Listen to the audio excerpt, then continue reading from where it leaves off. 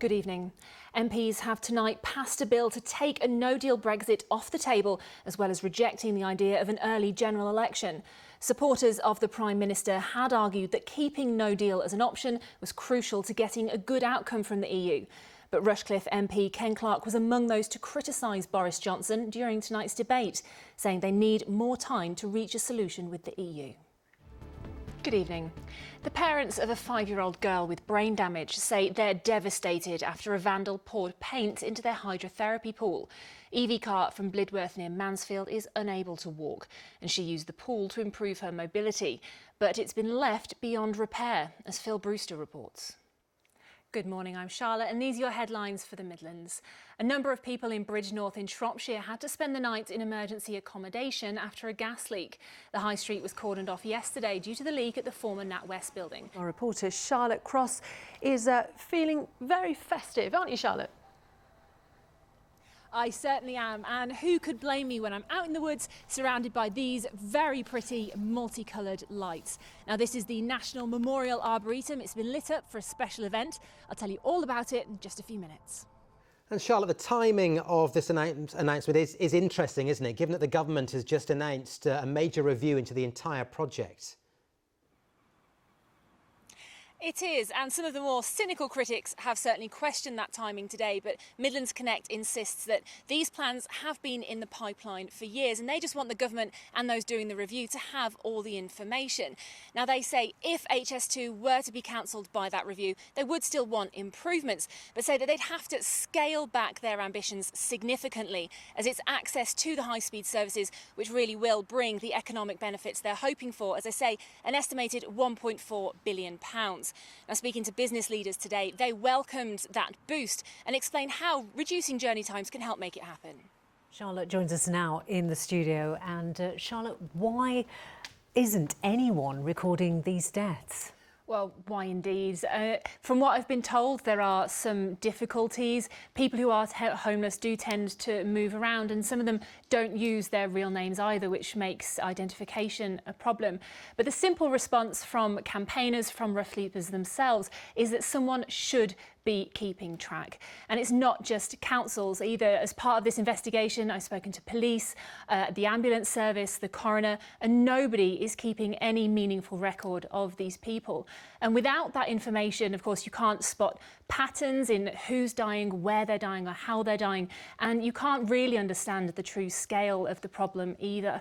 And we might not know the full extent. The figures that I mentioned just then said that in the West Midlands, it's around 223 homeless people have died.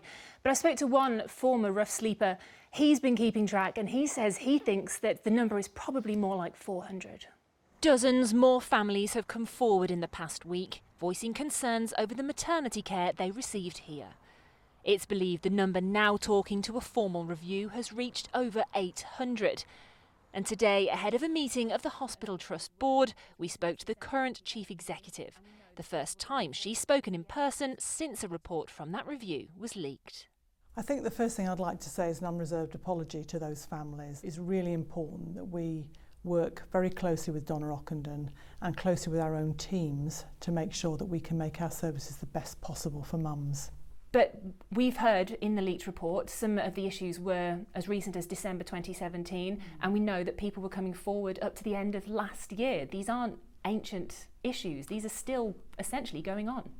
No, they're not ancient issues, as you say. What we need to make sure is that we are working very closely with Donna Ockenden to make sure that we are making the improvements, that they're sticking, and that we're monitoring them, and that we're working with the staff to make sure that everything is happening the way it should be. Kate Stanton-Davis is one of the original 23 babies who's experienced first flagged major problems at the Trust. She died in 2009, shortly after birth. Her parents have been fighting for answers ever since. I'm tired of having to listen to the same charade that this Trust peddles out. I'm tired of listening of their denials that somehow things have changed, things are different. I'm tired of the toxic culture that's failed to be addressed at this Trust. The facts are that 800 families have come forward. The facts are that this maternity service has behaved woefully. Nothing's changed. So I'm tired of that, but I'm not going to give up the fight, and nor will Rhiannon. Armed with the questions he's been asking for over a decade, he was among those who headed into the Trust board meeting this afternoon to confront those in charge. Well, we weren't actually allowed into that meeting to film, but I can tell you it did get rather heated, with passionate speeches from families and NHS campaigners about what's been going on. From the board, there were apologies and acknowledgements of the problems here. Paula Clark, who we heard from just a moment ago, said improvements were being made, but said she knows there is a long way to go. But speaking to us afterwards, families said they've heard it all.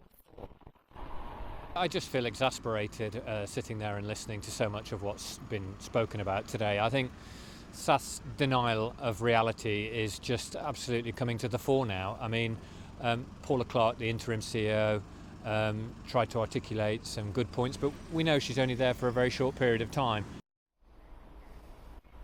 Now, during the course of the meeting, Richard himself got a direct apology from Ben Reid, the chairman of the board, for being dismissive of him in the past. Mr. Reid also admitted that there had been attempts to what he called soften a critical report into maternity care released here in the past. And he said he knows there is a cultural problem here that goes across the whole trust, and he said that's something that both he and the trust at large is working to try to improve. Charlotte Cross is down there on the ground with some of the fans. We've had plenty to celebrate. Charlotte, what do they make of it all? Well, it is really, really loud. There is a lot of excitement, as you say. You can hear there's cheering, there's chanting, there's singing, and a lot of flag waving. Guys, how are you feeling? Well, yeah, as I say, a lot of excitement. Some of the fans have actually been here since 3 o'clock this afternoon, just lining up, waiting to see their heroes. Now we can speak to some of them now. Hi, guys. Fantastic. Thank you very much. Well, yes, we are desperately waiting for that bus to arrive any minute now, hopefully. So we'll just head back up to Michael, and hopefully he'll have the latest. Charlotte, give us a tour of the place. Well, it looks fantastic, doesn't it? This is just one of the many displays which has gone up as part of this year's Illuminated Arboretum event. This one's called Speech Bubbles, and these multicoloured lights are dangling down from the trees. You can probably hear a little bit of soft music in the background, and occasionally there are some real bubbles being blown around the place as well. Now, this all fits in with this year's theme for the Illuminated Arboretum event, which is conversation. And joining me for a little bit of conversation now is Mark Ellis from the Arboretum. Thank you very much, Mark. Well, I think you can see behind me that a lot of people have made their way around this display already. I can tell you, before the doors even opened, they opened at 6 o'clock, just as our programme went into air. 500 tickets had already been sold, and as Mark mentioned just a moment ago, they are expecting thousands more people in the days to come. Now, I mentioned that there are a number of other displays, and I can give you a glimpse of one of them. Just up on the hill there is the Armed Forces Memorial. Now, those lights change colours every so often, and there are big beams of light you hopefully see shooting into the sky as well. As I say, this display opened to the public at 6 o'clock this evening, and it'll be open at that time every day until December the 20th, when unfortunately it has to close.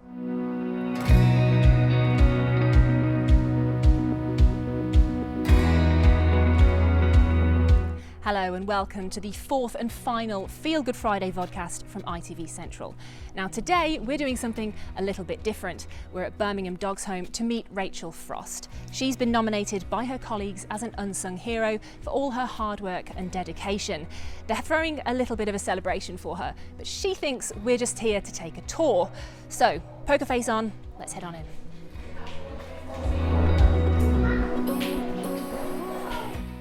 Recently, drugs officers at West Midlands Police actually popped round with a surprise: soil and gardening equipment they'd seized from cannabis growers. And you're not worried that there might be some cannabis seeds left in there? Well, I think about it, but if I see any come up, then they'll know about it. And I will ask them the question as well. If we see any unusual seeds coming up, then we'll think about it. And tell me just a bit about your relationship with the children. How do you get on with them? I get on very well with the kids, don't I? Don't I, kids?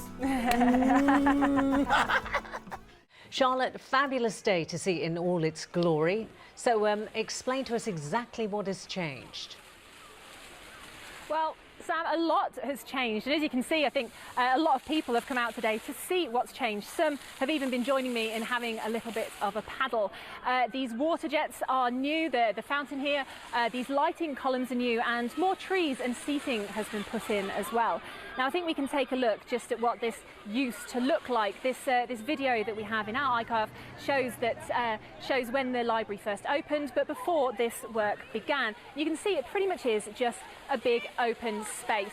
Now there are 28 water jets here, which will be going on for most of the day and night, and it'll all be lit up at night as well.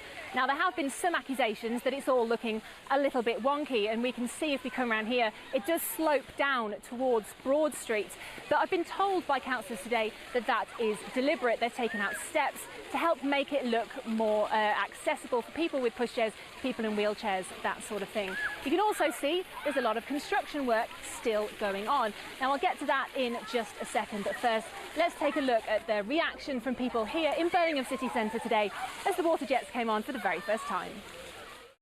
Well, that's all for now. More stories on our website, itv.com/central. Have a lovely evening. We'll be back tomorrow. Bye-bye.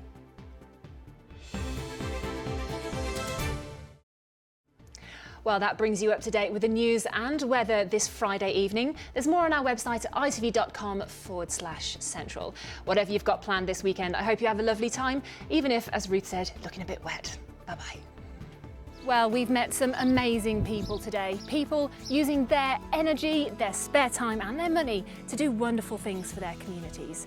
And we know that there are thousands of others just like them out there every day doing the same.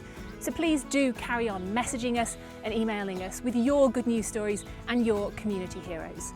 Remember, if it makes you smile, it's news to us. Thank you very much and see you next time. Well, that's all we've got time for. So from me and Iris, it's time to say bye-bye. And don't forget, we'll be back again next week for more good news. Bye-bye. Bye-bye.